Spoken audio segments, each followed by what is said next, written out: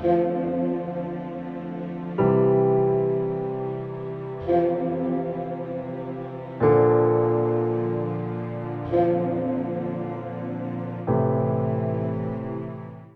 मुक़द्दस में से हमारे लिए आज की तिलावत मलाकी नबी की किताब, उसका 3 बाब, 1 से 4 आयत।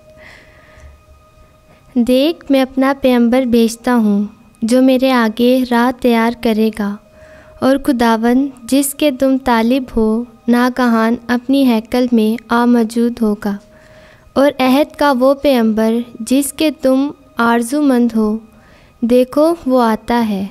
रब्बुल अफ़वाज फरमाता है, लेकिन उसके आने के दिन को कौन बर्दाश्त करेगा?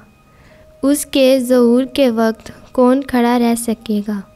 क्योंकि वो सुनार की आग और धोबी के तेज़ाब की मानित है, और वो चांदी को तपाने और खालिस करने को बैठेगा, और वो बनी लावी को सोने और चांदी की मानित पाक और साफ़ करेगा, ताकि वो सदाकत से फिर खुदावंद के हजूर हदिये गुज़राने।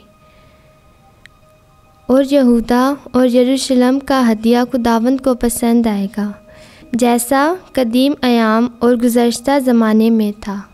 पाक कलाम के पढ़े और सुने जाने पर खुदावंद की बरकत हो। खुदावंद का शुक्र हो।